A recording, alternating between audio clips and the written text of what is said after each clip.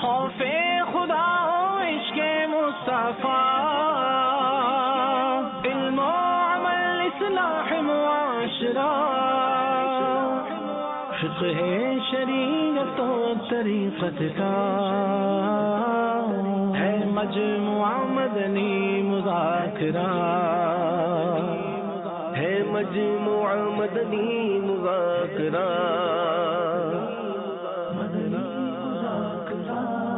مدنی مذاکرہ۔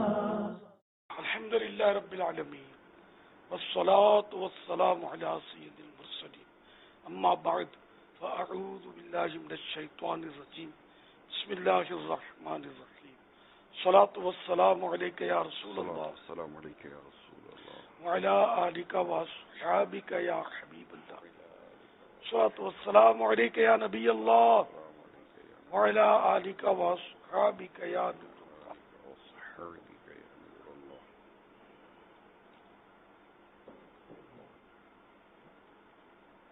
فرمان مصطفیٰ صلی اللہ تعالی علیہ وآلہ وسلم،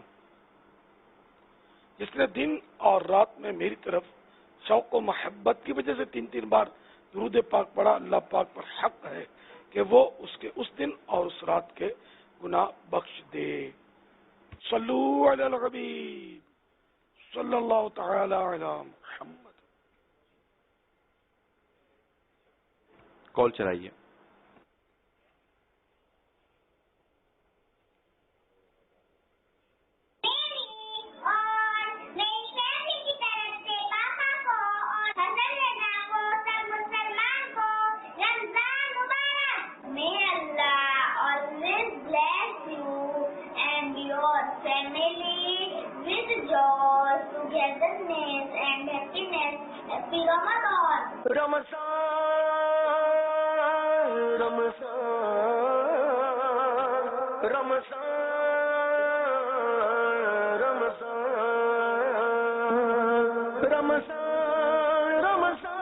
دادا جان، ہم نے اس گھر میں اتنی بڑی مسجد بنائی ہے، میں اسی میں نماز پڑھوں گا انشاءاللہ، بیٹھ کے قاعدہ بھی پڑھوں گا۔ شگیر تار محمد حضرت تاری ابو ظبی سے عرض کر رہا ہوں، باپا جان نگران شورا اور تمام اراکین شورا، مفتیان دعوت اسلامی اور مبلغان دعوت اسلامی کو ماہ رمضان کی آمد بہت بہت مبارک ہو۔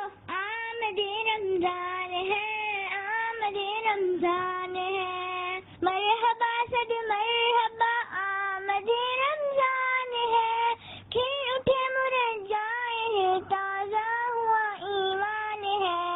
میرے اہل سنت بچوں کو رمضان میں کیا کرنا چاہیے؟ جزاک اللہ خیرا۔ ماشاء اللہ ماشاء اللہ۔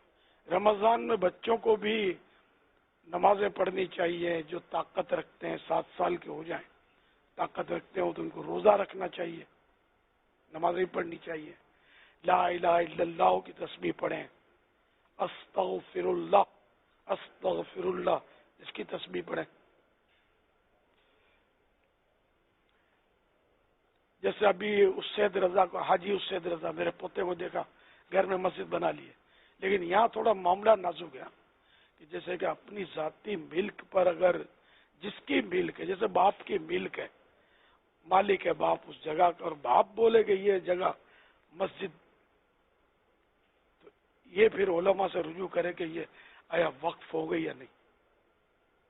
یہ تھوڑا نازک مسئلہ ہے۔ کرائے کی جگہ میں بول دیا کہ یہ مسجد کی جگہ، تو در کرایہ دار مالک نہیں ہوتا، آنر جو ہے نا وہ تھوڑا احتیاط کرے۔ تو بچہ تو بولے مسجد ہے، تو بچے کے بولنے سے تو کیا سمجھے مسجد اور جائے نماز، یہ اس نے شغل میں شوق میں اپنے، یہ بھی جذبہ ہے نا، اللہ کا کرم ہے کہ اس نے مسجد بنائی ہے، بچے گھر میں خدا جانے کیا کیا بناتے ہوں گے۔ اللہ استقامت دے۔ صلو علی الحبیب صلی اللہ تعالی علی محمد۔ میں نے پوچھنا تھا کہ روزے کی حالت میں اگر روزہ رکھا ہوا ہے، کیا ہم سیمپل دے سکتے ہیں بلڈ کا؟ کچھ ٹیسٹ کروانا ہو لیبارٹری کے لیے، روزہ ٹوٹتا تو نہیں؟ روزے میں خون نکلوانے میں، بلڈ ڈونیشن دینے میں، انجیکشن کھانے میں، ڈرپ لگوانے میں شرعن کوئی حرج نہیں ہے۔ البتہ یہ دیکھ لیا جائے کہ کمزوری نہ آ جائے، روزہ رکھنا ہی دشوار نہ ہو جائے، ورنہ یوں فقہی طور پر، شرعی طور پر روزے میں کوئی فرق نہیں پڑے گا اس سے۔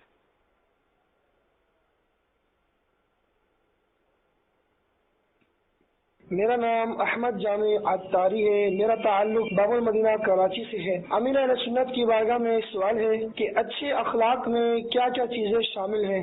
بہت لمبی تفصیل ہے، بہت کچھ۔ اچھے اخلاق یہ ہم جو اچھے اخلاق بولتے ہیں نا، مسکرا کر کوئی ملتا ہو، بڑے اخلاق اچھے ہیں، اگر یہ بھی اخلاق اچھا ہے، اچھے اخلاق کا ایک حصہ ہے، ورنہ جھوٹ سے بچنا، دوسروں کی ہمدردیاں کرنا، خدمت کرنا، ماں باپ کی خدمت کرنا، پڑوسیوں کے ساتھ حسن سلوک کرنا، پتہ نہیں کتنی بالا۔ امام غزالی نے بڑی لسٹ لکھی ہے، سب بھی حسن اخلاق بہت وسیع ہے، حسن اخلاق کا مفہوم۔ صلو علی الحبیب صلی اللہ تعالی علی محمد۔ مقتۃ المدینہ نے کتاب شائع کی ہے، حسن اخلاق، مکارم اخلاق کے اس کا ترجمہ ہے، ٹرانسلیٹ ہے۔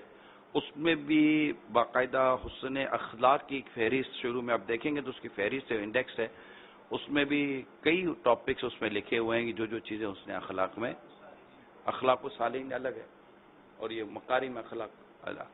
اخلاق الصالحین بھی ماشاءاللہ بزرگوں، لیکن اس میں بزرگوں کے واقعات وغیرہ بھی ہیں اور اس میں بھی ان کی ماشاءاللہ اچھی اچھی عادتوں کا ذکر لکھا ہوا ہے، اور سارے وہ اخلاق میں شامل ہیں سر۔ جی حقوق العباد کے معاملات، ان کے خوف خدا، اور بہت وسیع تعریف ہے اخلاق کی۔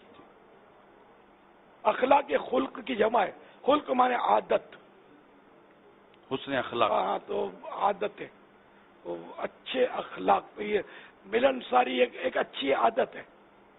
میرا نام محمد عامر عطاری ہے، میں کراچی سے بات کر رہا ہوں۔ پیارے باپا جان، آپ یہ ارشاد فرما دیجئے روزہ کھولنے کے بعد کون سی دعا پڑھنی چاہیے؟ جزاک اللہ خیرا۔ یہ دعائیں احکام روزہ، فیضان نماز کا حصہ، احکام روزہ، پیج نمبر 114 114 افطار کر لینے کے بعد، مثلا کھجور کھا کر یا تھوڑا سا پانی پی لینے کے بعد سنت پر عمل کرنے کی نیت سے یہ دعا پڑھیں۔ مدینے کے تاجدار شہنشاہ ابرار صلی اللہ تعالی علیہ وآلہ وسلم بوقت افطار یہ دعا پڑھتے، اللہم لک صمت وعلی رزقک افطرت، یعنی اے اللہ میں نے تیرے لیے روزہ رکھا اور تیرے ہی عطا کردہ رزق سے افطار کیا۔ ایک اور دعا بھی ہے، فرمان مصطفیٰ صلی اللہ تعالی علیہ وآلہ وسلم، اے علی جب تم رمضان کے مہینے میں روزہ رکھو تو افطار کے بعد یہ دعا پڑھو، اللہم لک صمت وعلیک توکلت وعلی رزقک افطرت، یعنی اے اللہ میں نے تیرے لیے روزہ رکھا اور تجھے پر بھروسہ کیا اور تیرے ہی عطا کردہ رزق سے افطار کیا۔ تو تمہارے لیے، یعنی یہ دعا پڑھنے والے مولا علی کو یہ فرمایا گیا، تو تمہارے لیے تمام روزے داروں کی مثل اجر لکھا جائے گا اور ان کے ثواب میں بھی کمی نہیں کی جائے گی۔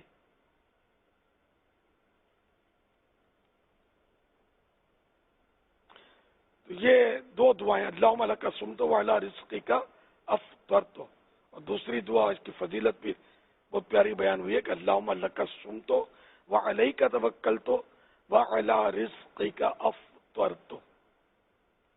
صلو علی الحبیب صلی اللہ تعالی علی محمد۔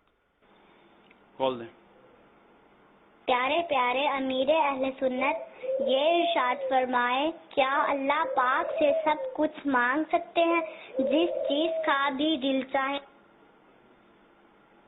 ہاں، جو بھی جائز چیزیں ہیں وہ مانگ سکتے ہیں اللہ تعالیٰ سے،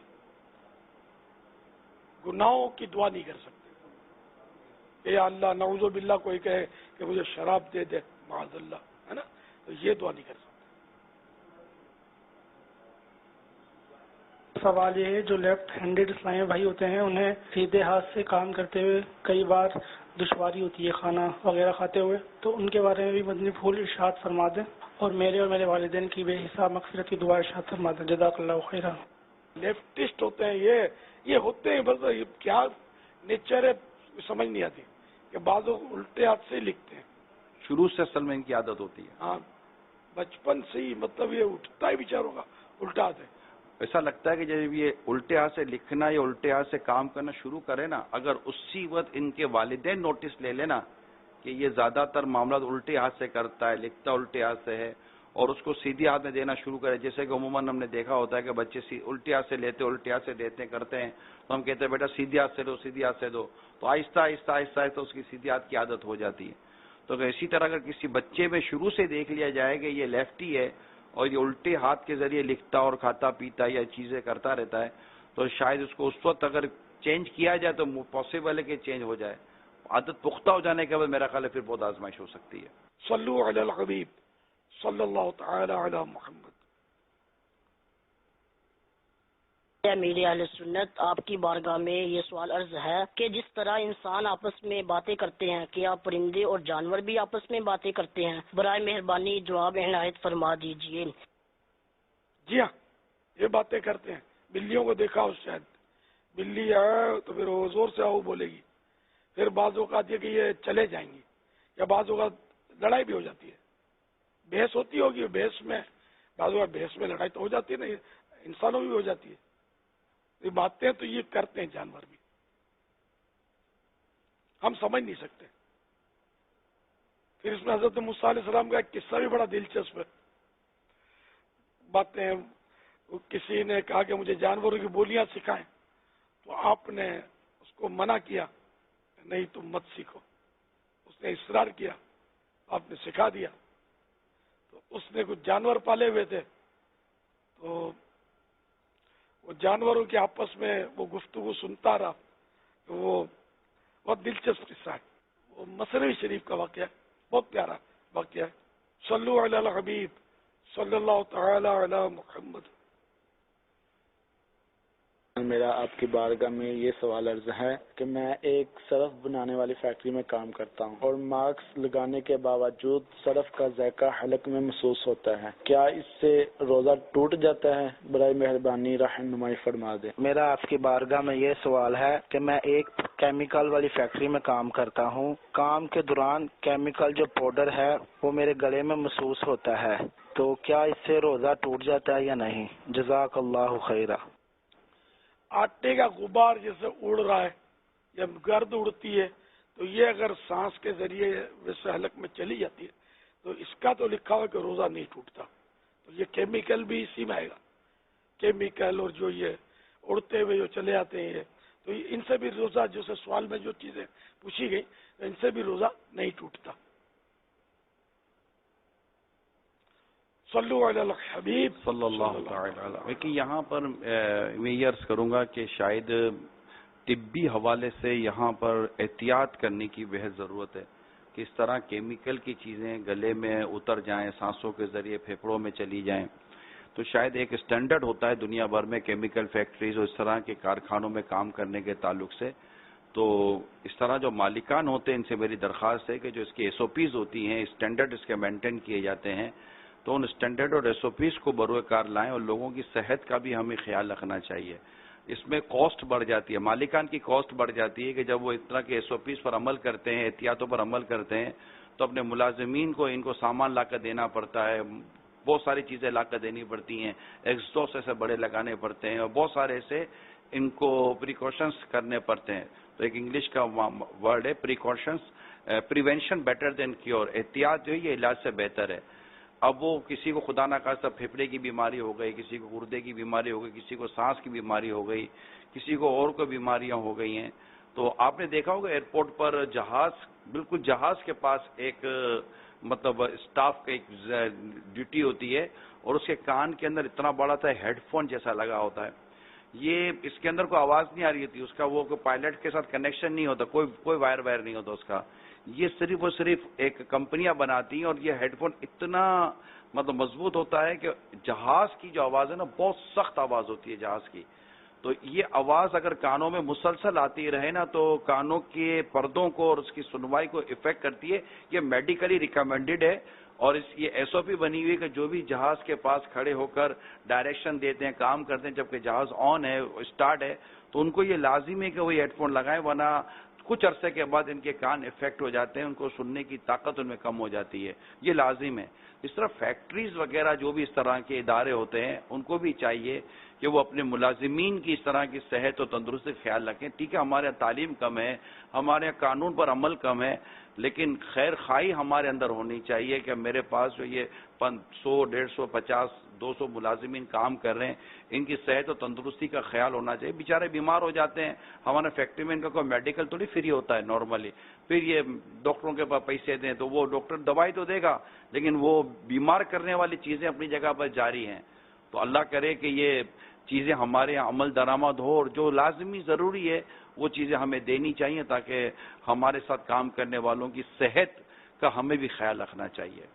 جو مزدور ہوتے ہیں نا، لوڈنگ انلوڈنگ کرتے ہیں، جہاں گرد اڑتی رہتی ہے، یا پٹسن کی بوریاں وغیرہ سلائی کرنا، ان کے بارے میں جو میری معلومات یہ ہے کہ پہلے تو یہ ہوتا تھا کہ اتنا بڑا گڑ کا گٹھا کھا لیتے تھے، گڑ کا ڈلا، اور اس سے گڑ کھانے سے یہ جو ذرات سانسوں میں چلے جاتے ہیں نا، یہ ذرات کو یہ گڑ جو ہے نا یہ نکال دیتا تھا۔ اب آپ نے وہ دیکھا وہ روئی جو دھاگے سے وہ جو روئی، تو یہ اپنے یہاں باقاعدہ ایک گھاٹا باندھتے تھے تاکہ وہ روئی کے ریشے اڑ اڑ کے ان کے اندر نہ چلے جائیں۔ پھر بھی وہ گڑ والا مشورہ، اب جو دیکھو جو فیکٹری والے ہیں نا وہ تو یہ نہیں کریں گے، قانون بنے ہوئے ہوتے ہیں، لیکن قانون بس جہاں عمل ہوتا ہے تو قانون پر تو وہاں پھر بات بنتی ہے، جہاں عمل نہیں ہوتا وہاں بات نہیں بنتی۔ آپ انہیں احتیاط بتا رہے ہیں کہ کوئی تمہیں کوئی گڑ کھا لے، مگر شوگر کا مرض نہیں ہونا چاہیے۔ گڑ کے بہت سارے فوائد ہیں الحمدللہ، جس کو شوگر نہ ہو یا شوگر کا خطرہ بھی نہ ہو۔ اب جیسے ہم لوگوں جیسے بیٹھے بیٹھے زندگیاں جو گزارتے ہیں نا، ان کو احتیاط زیادہ کرنی ہوتی ہے، مٹھاس سے، اس سے اس سے۔ وہ جو مزدور ہوتے ہیں، بھاگ دوڑ کرتے ہیں، وزن اٹھاتے ہیں، ان کو پتھر بھی ہضم ہو جائے، گڑ کیا ان کے سامنے۔ صلو علی الحبیب صلی اللہ تعالی علی محمد۔ میرے لیے سننے کا سوال یہ ہے کہ اگر کسی شہر کا ٹائم مثال کے طور پر 6:54 ہے، تو اگر وہ 48 یا 47 سیکنڈ پر کھول لے تو کیا اس کا روزہ نہیں ہوگا؟ اور اگر وہ 50-51 پر کھول لیتا ہے تو یہ صحیح ہے؟ جواب عنایت فرمانا۔ اصل مسئلہ یہ کہ وہ شہر کا ٹائم یہ تو نظام الاوقات جو مرتب کرتے ہیں وہ ہے۔ اصل مسئلہ سورج ڈوبا تو روزہ کھولنے کا وقت ہو گیا۔ اچھا، اب سورج ڈوبنے سے سمجھو کہ آدھے سیکنڈ پہلے بھی کس نے افطار کیا تو روزہ نہیں ہوگا۔ تو یہ ساری مطلب ایک نظام بنے ہوئے نظام الاوقات، حقیقت میں وہ سورج غروب ہونے پر دار و مدار ہے۔ گھڑی بھی آگے پیچھے ہو جاتی ہے، ایک آدھ سیکنڈ کا تو وہ بھی لحاظ نہیں کرتی گھڑی بھی، اس لیے سورج ڈوبا کنفرم ہو گیا تو روزہ کھلے گا۔ اس لیے احتیاطاً کچھ نہ کچھ ایک آدھ منٹ بندہ انتظار کر لے، اور اپنی گھڑی خاص کر روزے کے دنوں میں زیادہ احتیاط کے ساتھ اس کی چیکنگ کرتا رہے۔ اب تو موبائل فون میں بھی یہ گھڑیوں کا ٹائم تو اسی سے ہم لوگ ٹائم ملاتے ہوتے ہیں۔ اب اللہ بہتر جانے کہ ان کا نظام جو ہے وہ کس طرح کا اور کیا کرے۔ اب یہ توقیت دان جو ہوتے ہیں یہ بنا کر دیتے ہیں نظام، روزوں کا، افطار کا، نمازوں کا، سحری افطار کا، یہ سارا دیتے ہیں نظام۔ اب اسی سے ظاہر گزارا ہوتا ہے۔ صلو علی الحبیب صلی اللہ تعالی علی محمد۔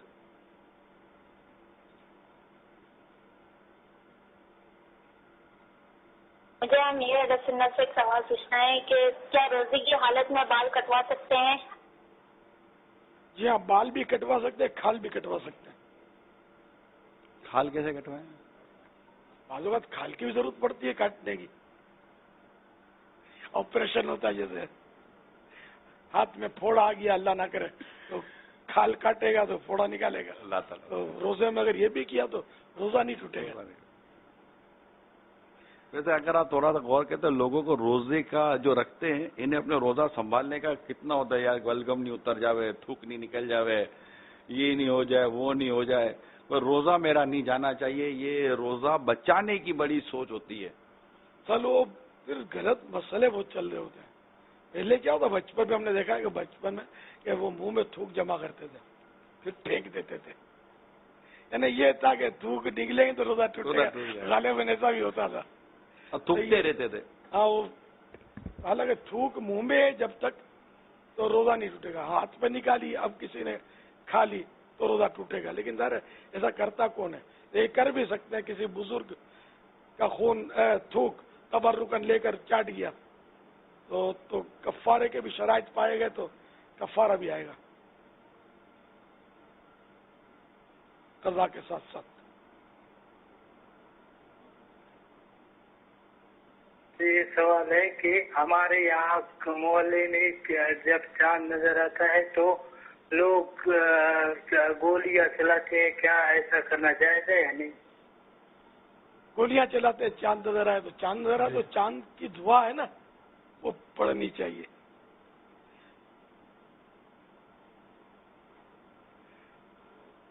بہرحال یہ کہ یہاں ہمارے یہاں تو رواج ہے گولیاں چلاتے ہیں. یہ رمضان کا تو پتہ نہیں ہے، عید کے چاند پر تو چلاتے ہیں، تڑا تڑی لگتی ہے. قانونی جرم ہے، قانونی منع ہے، قانونی طور پر ہوائی فائر کرنا منع ہے. ہمارے پاکستان کے قانون میں غالباً منع ہے، اور ملکوں میں بھی ہو سکتا ہے منع ہو.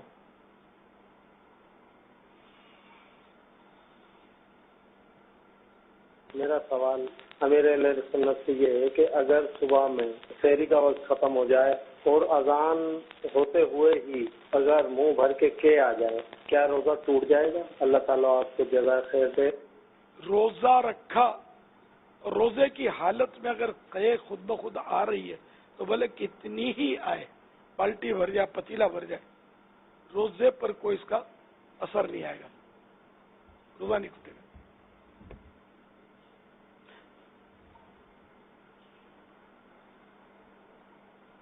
میرا نام مکی تعلیم ہے. یا اللہ میرے باپا کی مغفرت فرما. یا اللہ میرے باپا کو نور رمضان عطا فرما.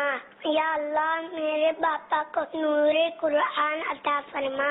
پیارے باپا جان آپ بھی ہمارے لیے دعائیں مغفرت فرما دیجیے نا. پوچھنا تھا کہ وہ صدقہ خیرات میں کیا فرق ہے، اس کی ذرا ڈیٹیل بتا دیں، تفصیل بتا دیں مہربانی آپ. صدقہ یہ عربی لفظ ہے، اردو میں خیرات بولتے ہیں صدقہ کرنے کو. عربی میں خیرات خیر کی جمع ہے، خیر مانے بھلائیاں، لیکن اردو میں خیرات جب کہا جائے گا تو اس کا مطلب یعنی کسی کو مالی مدد دیتے ہیں، جیسے فقیر کو دیتے ہیں ہم، بھیک دیتے ہیں، یہ بھی خیرات کہلاتی ہے. اس طرح زکوٰۃ تو یہ بھی خیرات ہے اردو کے لحاظ سے. صلو علی الحبیب صلی اللہ تعالی علی محمد.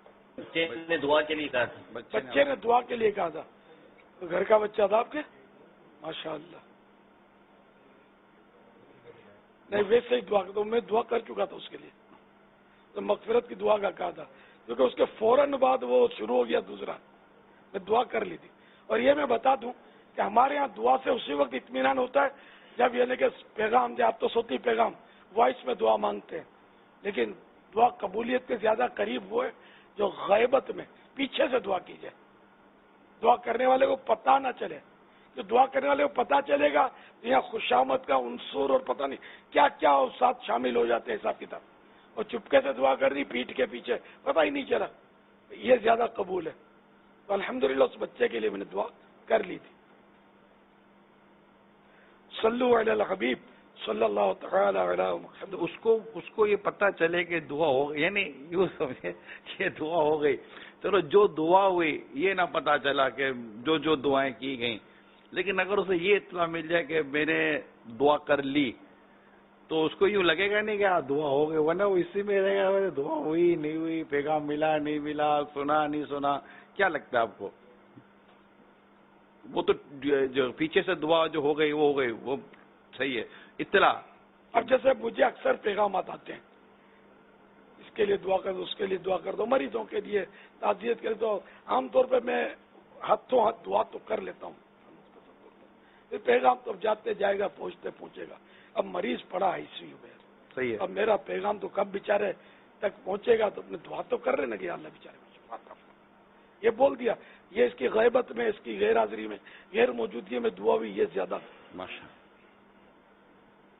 صلو علی الحبیب صلی اللہ علیہ محمد. حضرت صاحب صبر کی مکمل تعریف کیا ہے؟ جواب عنایت فرما دیجیے. اور صبر کی تعریف کیا ہے؟ عبادت پر بھی صبر ہے, گناہوں پر بھی صبر ہے, مصیبتوں پر بھی صبر ہے. پر کسی کو جیسے کہ مصیبت آئی نا تو کسی کو بولے نہیں. صبر میں یہ ہے, بلا ضرورت کسی پر اگر ظاہر کر دیا, تذکرہ کر دیا, تو اب یہ صبر نہ رہا, چپ ہو جائے. صبر جمیل کی تعریف بھی ہے, چپ ہو جائے بالکل. صبر کے لغوی معنی, لفظی معنی رکنے, ٹھہرنے یا باز رہنے کے ہیں, اور نفس کو اس چیز پر روکنا یعنی ڈٹ جانا, جس پر رکنے یا ڈٹے رہنے کا عقل و شریعت تقاضا کر رہی ہو, یا نفس کو اس چیز سے باز رکھنا جس سے رکنے کا عقل و شریعت تقاضا کر رہی ہو, صبر کہلاتا ہے. بنیادی طور پر صبر کی دو قسمیں ہیں. نمبر 1 بدنی صبر, جیسے جسمانی مشقتیں برداشت کرنا, تکلیفیں, محنتیں برداشت کرنا اور ان پر ثابت قدم رہنا. نمبر 2 طبعی خواہشات اور خواہش کے تقاضوں سے صبر کرنا. پہلی قسم کا صبر جب شریعت کے موافق ہو تو قابل تعریف ہوتا ہے, لیکن مکمل طور پر تعریف کے قابل صبر کی دوسری قسم ہے. یہ مکتبۃ المدینہ کی کتاب ہے, نجات دلانے والے اعمال کی معلومات. یہ اس کے پیج نمبر 44 اور 45 پر یہ صبر کی تعریف لکھی جو میں نے آپ کو عرض کی. صلو علی الحبیب صلی اللہ تعالی علی محمد. مدنی چینل کے ناظرین, الحمدللہ ماہ رمضان کا سلسلہ جاری ہے. مدنی مذاکرے بھی الحمدللہ جاری و ساری ہیں. مدنی چینل کے ذریعے اللہ کی رحمت ہے, بے شمار علم دین سیکھنے کا موقع ملتا ہے, اور اسی مدنی چینل کے ذریعے ہمارے گھر بار میں درستی اور بہت پیارا پیارا ماحول بنانے کے بھی ہمارے یہاں معاملات کیے جاتے ہیں, بیان بھی کیے جاتے ہیں. مدنی چینل دیکھتے رہیے. اسی طرح دعوت اسلامی کے ساتھ اپنا مالی تعاون ضرور جاری رکھیے گا. آپ کی زکوٰۃ, آپ کا فطرہ یا اس کے علاوہ جو بھی دیگر آپ کا ادر ڈونیشن کہلاتا ہے, نفلی صدقات کہلاتے ہیں, دعوت اسلامی کو دیں. دعوت اسلامی کا اربوں روپے کے اخراجات ہیں. جامعۃ المدینہ, مدرسۃ المدینہ ہزاروں کی تعداد میں ہے, اور پڑھنے والوں کی تعداد بھی بڑی, 1.5 لاکھ سے زیادہ تو بچے اور بچیاں قرآن کریم کی تعلیم حاصل کر رہے ہیں. اور بڑے جو جامعۃ المدینہ دارالعلوم جس میں عالم بنایا جاتا ہے, اس میں ہمارے اسلامی بھائی, اسلامی بہنیں, میل اینڈ فیمیل اسٹوڈینٹس کو اگر لے تو مورل 65,000 کی ان کی تعداد ہے. اور اس کے علاوہ تقریباً 31,000 ہمارے اجیر امپلائیز ہیں جو مساجد میں امام بھی ہیں, تو مؤذن بھی ہیں, تو استاد بھی ہیں, تو قرآن بھی پڑھاتے ہیں. بہت سارے ایسے معاملات ہیں. تو ظاہر دین کا پورا نظام ہے, اسلام کی خدمت ہے, سنتوں کی خدمت ہے, سینکڑوں فیضان مدینہ ہیں, ہزاروں مساجد ہیں. اس پورے نظام کو چلانا ہے. ہمیں بھی حافظ بھی چاہیے, علماء بھی چاہیے, پورا ایک دین کا نظام ہے. مبلغین چاہیے, دنیا بھر میں نیکی کی دعوت عام کرنی ہوتی ہے. تو ظاہر اس کے لیے اربوں روپیوں کی ضرورت ہوتی ہے. چینل ہے, سوشل میڈیا ہے, بہت سارے ہمارے کام ہے. تقریباً روز کا کم و بیش مورلس 3 کروڑ روپے دعوت اسلامی کے اخراجات ایکسپنسز ہیں. تو آپ کا اس میں مالی تعاون, بھرپور مالی تعاون چاہیے, اور آپ اپنے اسلامی بھائیوں سے رابطہ کریں, کیونکہ لاک ڈاؤن کے وجہ سے اور دکانیں بازار بھی بند ہیں. مساجد کے اندر بھی جو حالات ہیں آپ کے سامنے ہیں کہ لوگ مساجد میں آتے تھے, فطرہ دیتے تھے, ڈونیشن دیتے تھے, جو کچھ ہوتا تھا، اب وہ سارے سلسلے چونکہ رکے ہوئے ہیں، تو دعوت اسلامی بھی چلانی ہے اور اس کے لیے ان اربوں روپیوں کے چندے کی بھی، ڈونیشن کی بھی حاجت ہے. تو میری آپ سب سے درخواست ہے، جو اس وقت دیکھو سن رہے ہیں، جو بعد میں دیکھیں گے سنیں گے، پلیز دعوت اسلامی کو ضرور ڈونیٹ کیجیے گا.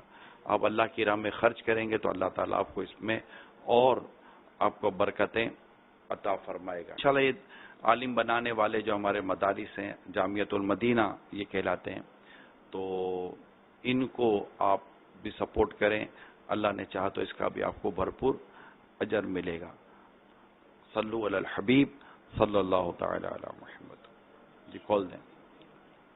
میرا سوال یہ ہے کہ میں روزے رکھتا ہوں رجب شعبان کے. میں رجب شعبان کے روزے نا کثرت سے رکھتا ہوں، پچھلے 25-30 سال سے رکھ رہا ہوں. تو میرے رجب میں 2 روزے چلے گئے ہیں، تو کیا مجھے اس کو دہرانے پڑیں گے؟ 2 روزے رہ گئے کا رجب کے 2 روزے چلے گئے. جی سر یہ نفل ہیں، اور رکھ کر اگر نہیں توڑے تھے ویسے ہی چلے گئے تو چلے گئے، واپس تو آ نہیں سکتے. لیکن اس کا افسوس ہو سکتا ہے کہ اس سے زیادہ ثواب دلا دے. صلو علی الحبیب صلی اللہ تعالی علی محمد. سر میرا سوال یہ تھا کہ جب ہمیں کسی کے نہیں ڈھونڈنے چاہیے، جب ہم کسی کا یعنی کہ چاہے بیٹی کے لیے یا بیٹے کے لیے رشتہ دیکھتے ہیں تو اس میں جب ہم تحقیقات کرنے کی کوشش کرتے ہیں، کیا ہماری یہ تحقیقات کسی معاملے میں آتی ہے؟ لوگوں کے عیب تلاش نہ کریں. تو اس میں شاید یہ اس عنوان پر شاید انہوں نے سوال کیا ہے کہ جب ہم کسی کا رشتہ کرنے کے لیے جاتے ہیں تو اس کی معلومات لیتے ہیں تو اس میں کوئی عیب یا خرابی یا برائی تو نہیں ہے، تو کیا یہ بھی وہ عیب تلاش کرنے کے اس میں آئے گا؟ عیب تلاش کرنا تو یہ بھی ہوا، لیکن یہ جائز ہے کیونکہ رشتہ کرنا ہے نا، یہاں ضرورت ہے. کسی سے کاروبار کرنا ہے تو اگر کاروبار جس سے کرنا ہے تو اس کے بارے میں مشورہ کیا کہ یار میرے پیسے ڈوب تو نہیں جائیں گے، اس طرح مشورہ کیا اس سے کہ یہ آدمی صحیح ہے کہ نہیں ہے، تو بھی جائز ہے. اور اگر کہیں بھی عیب ڈھونڈنا ہے، لیکن یہ عیب ڈھونڈنا گناہ بھرا نہیں ہے. اب کسی نے جیسے کہ مشورہ کیا کہ یار میں اس سے رشتہ کروں یا کاروبار کروں یا نہ کروں، اور وہ اگر بتاتا ہے کہ یار نہیں ایسا ایسا ہے اور وہ صحیح بتاتا ہے، تو یہ غیبت کوئی گناہ نہیں، بلکہ اس پر لازم ہے کہ یہ مشورہ دے تو درست اور سچا مشورہ دے. اگر جھوٹ بولے یعنی کہ یا تو معلومات کی کمی کی وجہ سے کہ یار میں اس کا ایپ کیسے کھولوں، گناہ گار ہو جاؤں گا، اور بول دے نہیں بہت اچھا آدمی ہے، تو اب یہ گناہ گار ہوگا کہ اس نے غلط مشورہ دیا. کہ صحیح مشورہ دینا واجب ہے، کمپلسری ہے. اب یہاں پر ایک اور سوال میں آپ سے یہ عرض کروں گا کہ بعض اوقات آدمی کو اپنا تجربہ نہیں ہوتا پیسے کھا جانے کا. مارکیٹ میں مشہور ہوتا ہے یار یہ پیسے کھا جاتا ہے، اس کو اپنا کوئی تجربہ نہیں ہے، نہ کوئی اس کا مشاہدہ ہے، نہ اس نے کوئی کنفرمیشن لی، اس کا سنا ہوا ہے کہ یار یہ پیسے کھا جاتا ہے. ہو سکتا ہے پیسے نہ کھاتا اور اس کے بارے میں ایسے رومر چلا دی گئی ہو کہ یہ پیسے کھا جاتا ہے، تو اس میں وہاں کیا کریں؟ یہی کہتے کہ مجھے کنفرم معلومات نہیں ہے. یار اب یہ بولتا ہے کہ میں نے سنا ہے کہ یہ کھا جاتا ہے، تو یہ ایک اور بولنے والے کے ذریعے ہو جائے گا. یہاں کچھ رسک فیکٹر ہے. زیادہ تر اس طرح کی چیزیں بہت ہوتی ہیں کہ کسی شخص کے بارے میں مشہور ہو جاتا ہے کہ یہ ایسا ہے، لیکن بنیادی طور پر بعض اوقات یہ ایسا ہوتا نہیں ہے. جب اس کے ساتھ واسطہ پڑتا ہے، پالا پڑتا ہے، پتہ چلتا ہے کہ نہیں یار میں نے ایسا نہیں کیا بھائی، میرے بارے میں خالی چلا دیا گیا ہے. کمپنیاں فیل کروا دی جاتی ہیں شاید اس طرح، کمپنی کے بارے میں کہ اس کی فلاں چیز میں یوں ہے تو فلاں چیز میں یوں ہے، تو اس طرح چلتے رہتے اس طرح کی تو آرٹیکل، کمپنیاں پھر وضاحتیں کرتی رہتی ہیں. یہ بعض اوقات لوگ جھوٹی افواہیں چھوڑتے ہیں، اور جھوٹی افواہ چھوڑنا یہ سخت گناہ ہے، جہنم کا عذاب ہے. صلو علی الحبیب صلی اللہ تعالی علی محمد. میں حمزہ طاری واقع سے عرض کر رہا ہوں، امیر اہل سنت کی بارگاہ میں سوال ہے کہ کیا روزہ رکھنے کے لیے نیت کرنا ضروری ہے؟ نیت ہونا ضروری ہے، دل میں یہ نیت ہو کہ میں روزہ رکھوں گا. جیسے اب سورج ڈوب جائے نا، سورج ڈوب جائے تو کل کے روزے کی نیت رمضان کے ہم کر سکتے ہیں. تو یہ نیت ہو گئی کہ میں کل روزہ رکھوں گا، فائنل نیت ہے. تو اگر نیت رات کے بیچ میں اگر تبدیل نہیں کی کہ نہیں رکھوں گا، اگر نیت یہ ہو گئی نہیں رکھوں گا تو اب نیت ختم ہو گئی، تو پھر اب رکھنے کا ذہن بنا تو پھر نیت ہو کہ ہاں میں کل رکھوں گا. تو زبان سے بولنا شرط نہیں ہے، دل میں ہونا ضروری ہے. نیت دل کے ابھار کو، دل کے ارادے کو بولتے ہیں. اپنے شہری میں پتہ کیا ہوتا ہے بعض اوقات کہ شہری کر لے، جیسے میں کہتا ہوں ابھی شہری کا وقت ختم ہونے میں 10 منٹ بہ گئی تو کسی نے پانی پی لیا اور روزہ بند کر دیا، اس کے نظر میں نے روزہ بند کر دیا نا. اب اس کو وہ 10 منٹ تو باقی ہیں، وہ 10 منٹ کے اندر اس کو دوبارہ پانی پینے کا دل کرے گا تو وہ بولے گا نہیں تیرا روزہ بند ہو گیا، اب نہیں کوئی پانی پینا، روزہ ٹوٹ جائے گا. تو یہ بھی ہمارے یہاں چلتا ہے. یہ ہے کہ اب نیت کر لی تو اب کھا پی نہیں سکتے، ایسا نہیں ہے، ساری رات کھا پی سکتے ہیں. نیت بھلے مغرب میں کر دی، سورج ڈوبا نیت کا ٹائم شروع ہو گیا. دوران نماز بھی اگر نیت ہوئی کہ کل کا روزہ رکھوں گا تو نیت ہو جائے گی. صلو علی الحبیب صلی اللہ تعالی علی محمد. خوف خدا و عشق مصطفیٰ، علم و عمل اصلاح معاشرہ، فقہ شریعت و طریقت کا ہے مجموعہ مدنی مذاکرہ، ہے مجموعہ مدنی مذاکرہ.